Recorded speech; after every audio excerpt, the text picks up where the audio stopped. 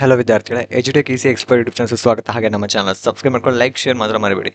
So ವಿದ್ಯಾರ್ಥಿಗಳೇ, ಮೂರನೇ ಒಂದು ಸೀಟ್ ಒಂದು ಅಲಾಟ್ಮೆಂಟ್ ಆಗಿದೆ ನಂತರ ಒಂದು ಫೈನಲ್ ರಿಸಲ್ಟ್ ಬಂದಿದ ನಂತರ ವಿದ್ಯಾರ್ಥಿಗಳೇ, ಸೊ ಇಲ್ಲಿ ನೋಡಿ ಕಟ್ ಆಫ್ ಅನ್ನು ಬಿಟ್ಟಿದ್ದಾರೆ. ಸೊ ಮೂರನೇ ಸುತ್ತಿನ ಕಟ್ ಆಫ್ ಪಟ್ಟಿಯನ್ನು ಬಿಟ್ಟಿದ್ದಾರೆ. ಸೊ ಇದೇನು ಯೂಸ್ಫುಲ್ ಏನಿಲ್ಲ ಸದ್ಯಕ್ಕೆ, ಯಾಕಂದ್ರೆ ರಿಸಲ್ಟ್ ಅನ್ನು ಬಿಟ್ಟಿದ್ದಾರೆ. ಬಟ್ ಉಳಿದಂಥ ಸೀಟ್ಗಳೇನು ಕಟ್ ಆಫ್ ಏನಿದೆ ಸೊ ಅದು ಯೂಸ್ ಆಗುತ್ತೆ ನೆಕ್ಸ್ಟ್ ರೌಂಡ್ ಏನಾದರೂ ಏನಾದ್ರು ಇದ್ರೆ. ಸೊ ಮೂರನೇ ಸುತ್ತಿನ ಪೋಸ್ಟ್ ಲಿಂಕ್ ಅಂತ ವೇಳಾಪಟ್ಟಿಯನ್ನು ಬಿಟ್ಟಿದ್ದಾರೆ. ಸೊ ಇದನ್ನೊಂದು ಸ್ವಲ್ಪ ಚೆಕ್ ಮಾಡ್ಕೊಳ್ಳಿ ಎಲ್ಲ ವಿದ್ಯಾರ್ಥಿಗಳು ಕೂಡ. ಸೊ ಇಂಜಿನಿಯರಿಂಗ್, ಆರ್ಕಿಟೆಕ್ಚರ್, ನ್ಯಾಚುರೋಪತಿ, ಕೃಷಿ, ವೆಟನರಿ ಹಾಗೆ ಅಲೈಡ್ ಸೈನ್ಸ್ ಮುಂತಾದ ಕೋರ್ಸ್ಗಳಿಗೆ ಮೂರನೇ ಸುತ್ತಿನ ಸೀಟ್ ಹಂಚಿಕೆ ಅಂತಿಮ ಫಲಿತಾಂಶ ಲಿಂಕ್ ಏನಿದೆಲ್ಲ ಸೊ ಪ್ರೊವೈಡ್ ಮಾಡಿದ್ದಾರೆ ಆಲ್ರೆಡಿ. ಸೊ 11ನೇ ತಾರೀಕು 8 ಒಂದು ಪ್ರಕಟಿಸಲಾಗಿತ್ತು.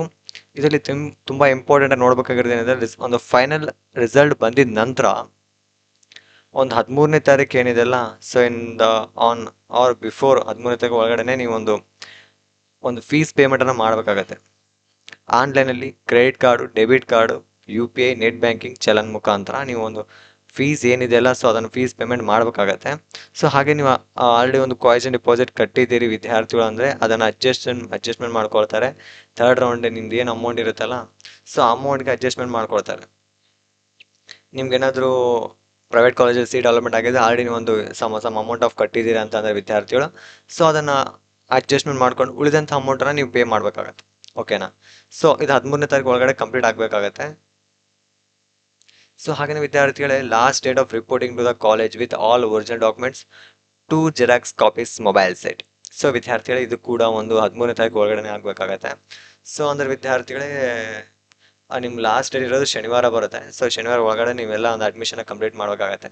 ಸೊ ಫೀಸ್ ಪೇಮೆಂಟನ್ನು ಮಾಡ್ಕೊಳ್ಳಿ. ಫೀಸ್ ಪೇಮೆಂಟನ್ನು ಮಾಡಿಕೊಂಡು ಮತ್ತೆ ಸಾಟರ್ಡೆ ವರ್ಕಿಂಗ್ ಅವರ್ಸ್ ಏನಿದೆಯಲ್ಲ ಸೊ ವರ್ಕಿಂಗ್ ಅವರ್ಸ್ ಒಳಗಡೆ ನೀವು ಒಂದು ಕಾಲೇಜಲ್ಲಿ ಅಡ್ಮಿಷನು ಡಾಕ್ಯುಮೆಂಟ್ಸ್ ಸಬ್ಮಿಟ್ ಮಾಡಿ ಒಂದು KCD ಕಂಪ್ಲೀಟ್ ಮಾಡಬೇಕಾಗತ್ತೆ. ಒಂದು ಹೋಲ್ KCD ಪ್ರಾಸೆಸ್ ಕಂಪ್ಲೀಟ್ ಆಗುತ್ತೆ ಥರ್ಡ್ ರೌಂಡಲ್ಲಿ.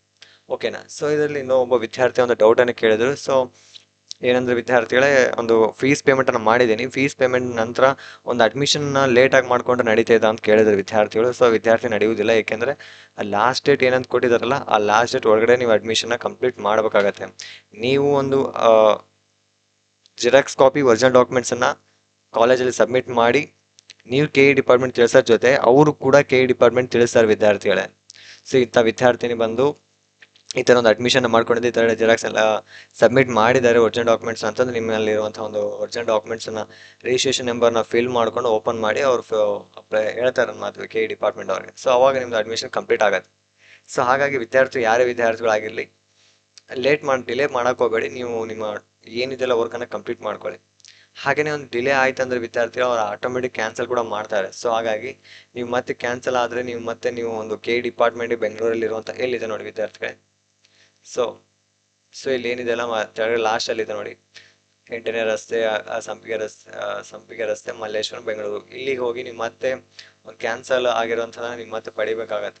ಸೊ ಇವೆಲ್ಲ ರಿಸ್ಕಿ ಕೆಲಸ ಆಗುತ್ತೆ. ಆದಷ್ಟು ನಿಮ್ಮ ವರ್ಕಿಂಗ್ ಡೇ ಏನಿದೆಯಲ್ಲ ಸೊ ಅದಷ್ಟು ಒಳಗಡೆ ಕಂಪ್ಲೀಟ್ ಇಲ್ಲಿ ಕೌನ್ಸಿಲಿಂಗ್ ನಡೆಯಲು ವೇಳಾಪಟ್ಟಿಯಲ್ಲಿ ಲಭ್ಯವಿರುವ ಸೀಮಿತ ಸಮಯದಲ್ಲಿ ಗಮನದಲ್ಲಿಟ್ಟುಕೊಂಡು ಭಾಗವಹಿಸುವ ಎಲ್ಲ ಸಂಸ್ಥೆಗಳು, ಕಾಲೇಜು ಎಲ್ಲ ಶನಿವಾರ ಮತ್ತು ಭಾನುವಾರ ರಜೆ, ಸಾರ್ವತ್ರಿಕ ರಜಾ ದಿನಗಳನ್ನು ಕೆಲಸದಿಂದ ದಿನಗಳೆಂದು ಪರಿಗಣಿಸಲು ಸೂಚಿಸಲಾಗಿದೆ.